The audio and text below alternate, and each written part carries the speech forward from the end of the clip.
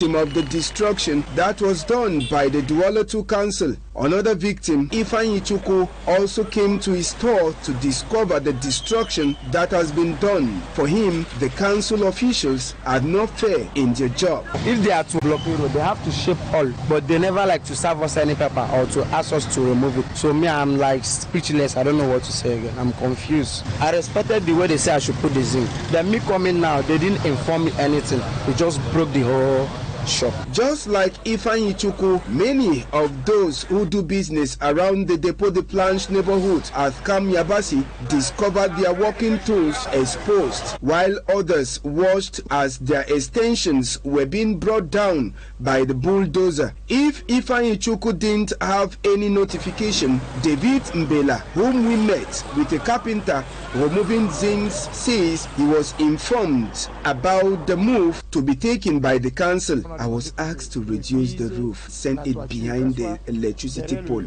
That is why I'm working here. There was sensitization, and even before this demolition, the quarterheads had already started with the destruction of tables on the main way. The demolition exercise that was done under the strict assistance of security forces was also extended to the ancient. A 6-year-old child, the accused, was severely beaten by the local population out of anger. Gendarmes in the area have opened investigations. Once again, Smart Jikan Gabriel tosses more. Heading to the clinic where the alleged rapist of their 6-year-old daughter is receiving treatment are the parents of the victim, who are still worried about the outcome of the doctor's results on their 6-year-old daughter who was raped by a 20-year-old boy at the non-glassy neighborhood. The anger that we have with the boys of the quarter, we left and started searching for the guy. The guy ran away until 11 p.m. That we got the guy. Tried to give him some beatings, but took the guy to the brigade to allow him to brigade. But the brigade told us that the man haven't won, so we cannot continue to keep the man here. We should go and treat the suspect. Then we'll bring the suspect the next morning. I'm taking the suspect to the brigade for justice to be done. Yes, because I cannot take justice in my hand. The alleged rapist, who was badly beaten, was still in pains at the emergency room of the clinic, told us he was responding to the needs of his body. I said, then I'll be in a child somewhere when my skin shows something I was in. I stay with child. At the time of this report, the medical officer in charge of the case says the little girl was out of danger. We had to do the normal protocol for rape cases. We ran some tests. Medically, we found some sperm cells deposited around the vaginal orifice, which we equally took care of that. We cleaned her up. There were bruises. There was an attempt for the hymen to be destroyed, but it was still intact. The alleged rapist has been in jail twice because of the same crime, and it was the second girl in the same family he raped Wednesday night that made the population almost killed him. And now back to this other story. A man who locked up a boy in a cage like an animal here in Douala as a form of punishment is reportedly under police custody. Glory Mala tells us that the actor is the victim's foster father. A prisoner in his own home. It is an 18-year-old boy who has been chained and locked up in a cage for days. This enclosure meant for animals is the only place chosen by the perpetrator of this barbaric act as punishment to the teenager. Only the cry of the young boy called the attention of neighbors that saved him. When we got to the house, we discovered the child was really locked up in a cage, and according to the man of the house, it was a punishment given to him for continuously stealing in the house. Police and gendarme officers were immediately alerted. While in the home of the author of this act, he was identified as a barrister at the Cameroon Bar Council. Nous avons pu défoncer la cage We were able to take the child out of the cage. Despite the excuses given to us by the man of the house, we believed that was not the right punishment for the boy. The perpetrator escaped beatings from an angry crowd thanks to the timely intervention of the security officials.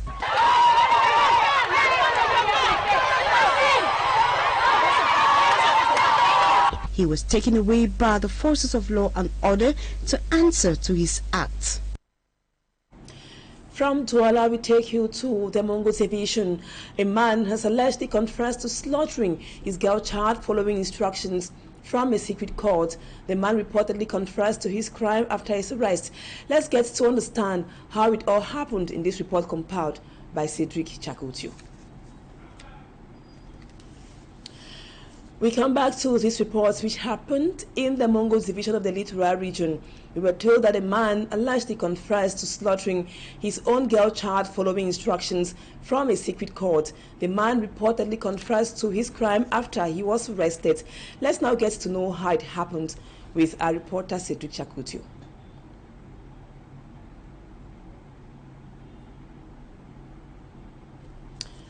The incident happened in Tinchutu village in the Melon subdivision, Mongo division of the Littoral region. An individual who goes by the name Kenya Gilen put an end to the life of his own 2-year-old daughter. According to the neighbors and the village chief, the individual will get involved into money rituals where he was subjected to pressure. Il y a de cela 6 mois, sa maman, sa défunte mère, qui est encore à la morgue. 6 months before the incident, the mother who will be buried this Saturday told me that the son was not well, and before then he went to the internet and clicked on a link that gave him money. That is where everything started. Il en a consommé. Pour cette money for job now, which is family. Then we go say. 25-years-old Kenny Gilen pretended that he wanted to dress up the child already washed by her mother. While in the process, he took the child to the back of the house to commit his crime in the presence of family members who were present for the mourning of the accused mother. I was called that my wife was dead. I came and I was seated trying to understand what happened with my son. C'est lui avec sa femme qui connaît ce qui se passe. Avant que sa femme dit qu'il a pris l'enfant qui parle habillé. He was beating the child, and then he took the child and said that he wanted to go and beat the child. And immediately they called, they said that, hey, that's the child that have killed the child. That's the child that have killed the child. All people that were around was just surprised. They just carried the child and ran to the hospital with the child. For the moment, the accused has been arrested by officials of the Melon Gendarmerie and is expected to be presented to the Attorney General at the Konsamba Court of First Instance. Heartbreaking stories indeed.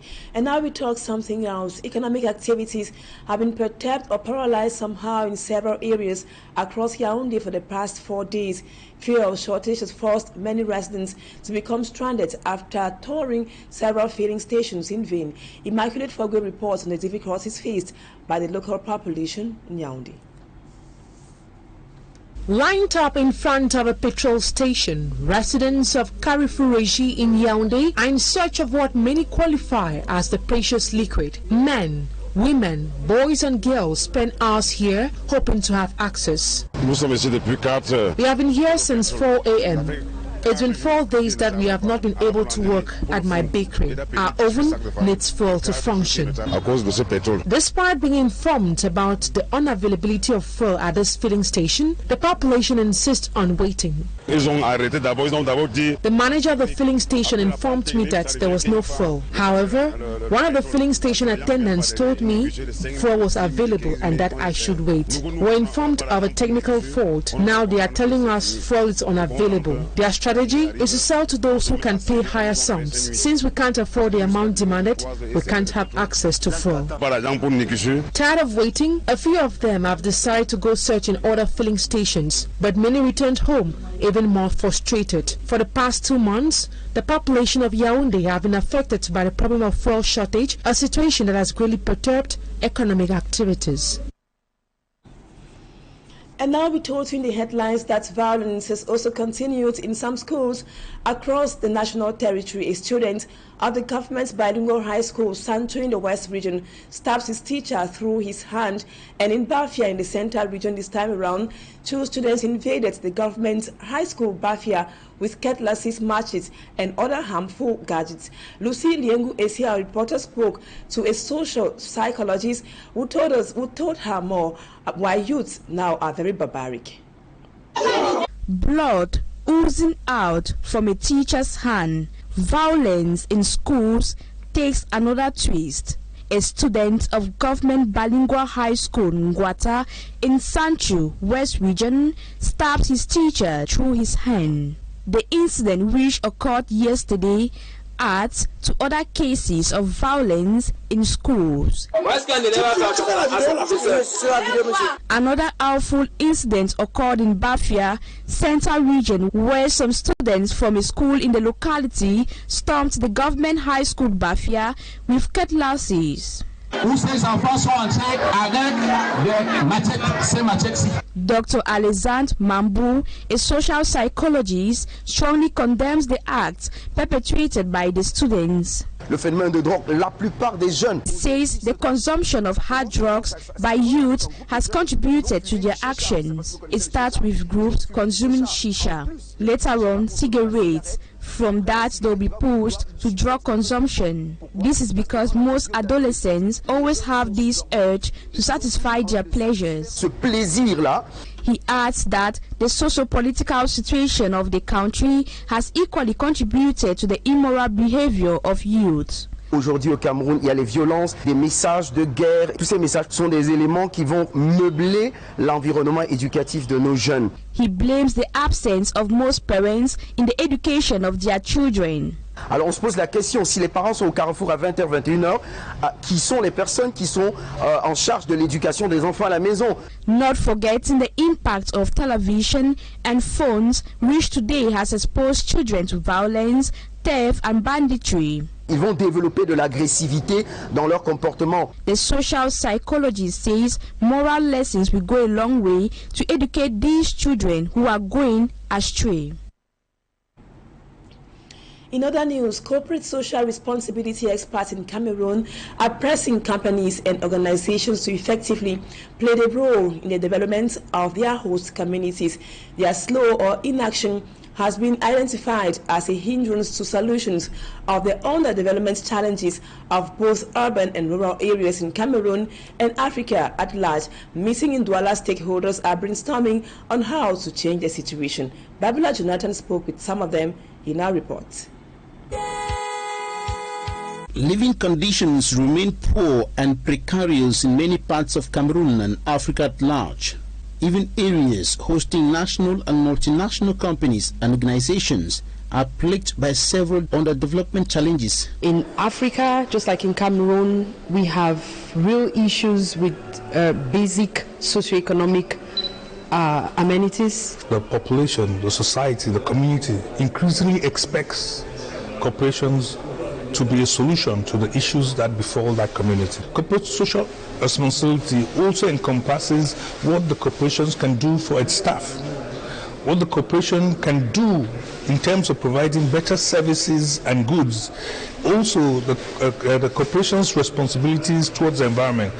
Enterprises and organizations that are expected to help improve on the people's living conditions through their corporate social responsibilities are either doing so at a slow pace for big companies or doing nothing at all, especially for small and medium-sized enterprises. It is lacking behind, or it's picking up on a very slow scale due to the fact that we do not have regulations and laws guiding how companies should operate in terms of CSR. For the small and medium-sized companies, it is really problematic because so many of them still are on the profit-making side. of it. These stakeholders have been brought together in Douala to foster the respect of corporate social responsibilities of companies and organizations, CSR. We have come up with the International CSR Forum to be able to create that platform where experts and practitioners come together, first to discuss on the current situation of how CSR is being done in Africa and in Cameroon, and to be able to reflect on how we can move CSR more effectively. If you do the right thing, people will notice you have more loyal consumers. If you do the right thing, you have better people, more productive people wanting to work for you. The theme, CSR, lever for growth and sustainability of African organizations. And that report brings us to the end of the first part of the news, viewers. Don't go away, Talking Points comes up next.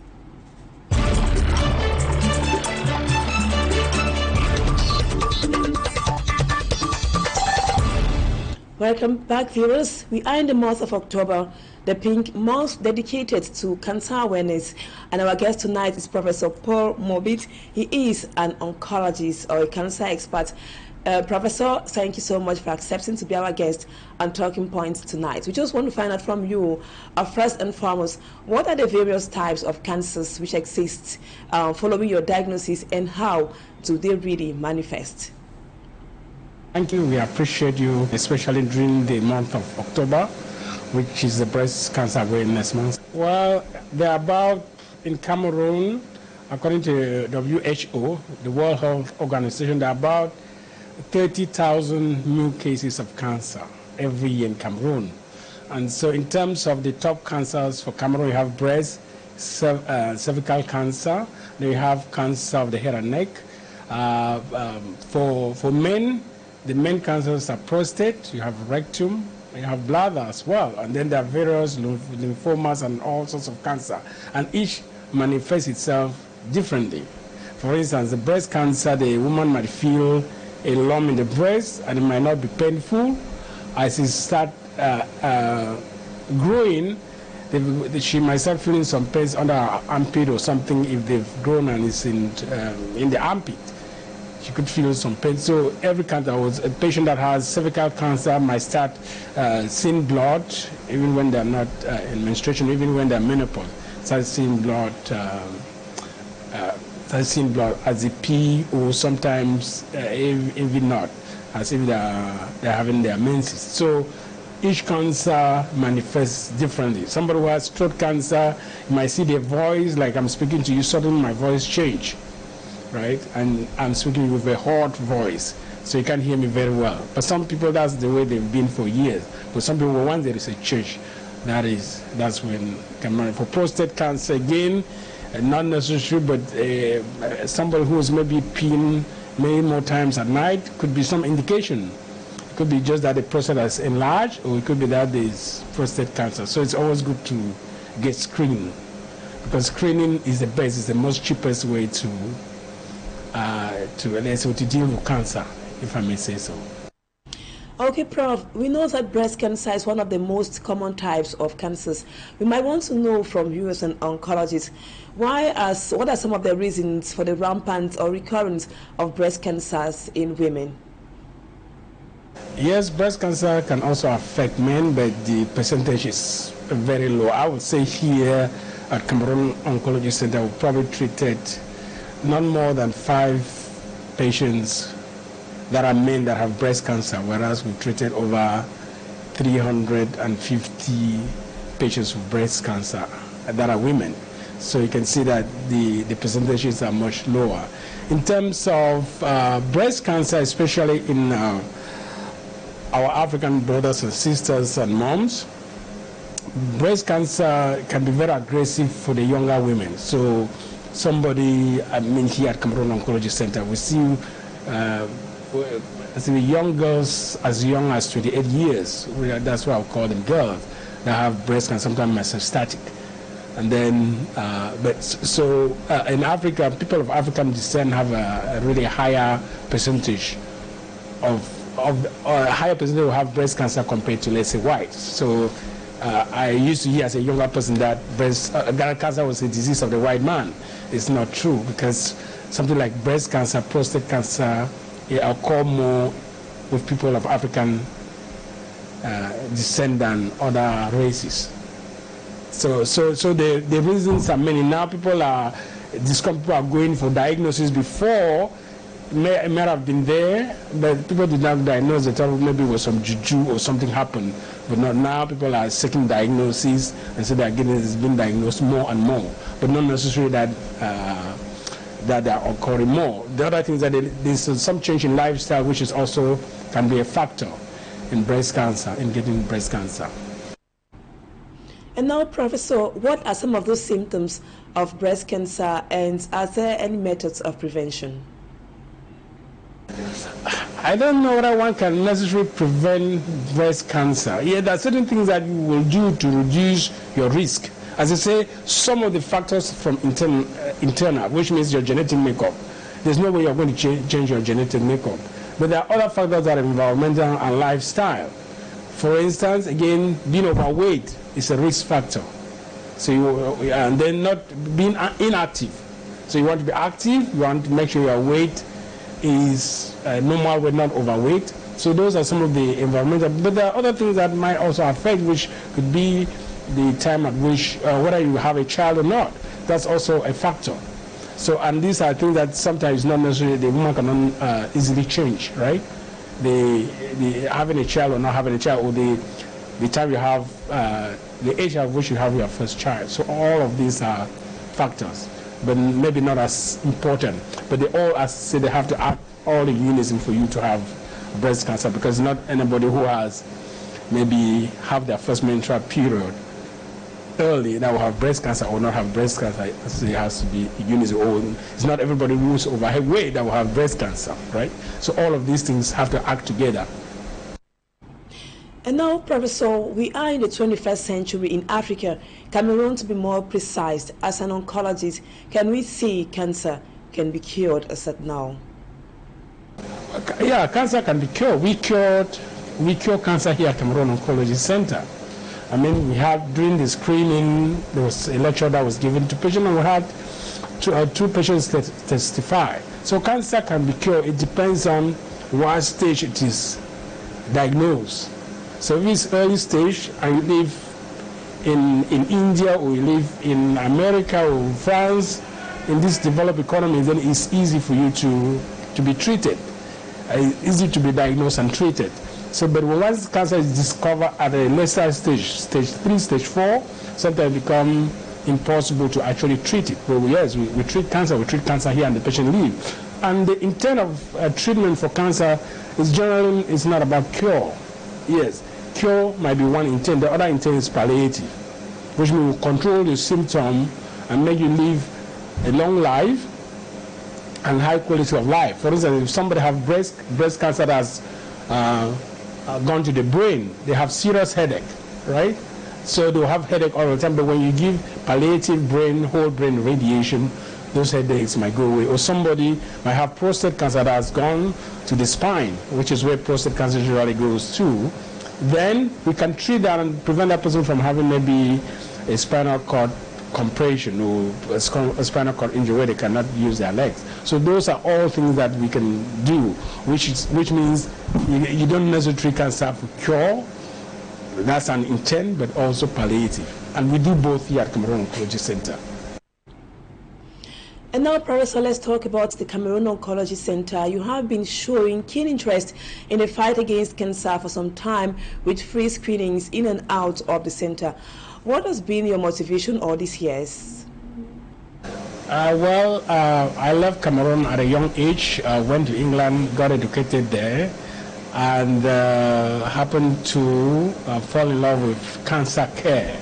And so I worked in Canada for about 7 years, and saw how a state, Alberta, where I was located, they went from very few cancer centers to now massive, quite a number of cancer centers with equipment worth millions of dollars. So now I said, but Africans or Cameroonians deserve that. So my goal all these years is to see how can we make a treatment of cancer, especially radiotherapy, which is lucky in Africa to be available at a cost that most Cameroonians or most Africans can can afford. So that has been my motivation, to make sure that that cancer care is available to an average African or to an average Cameroonian, a cost that they can afford.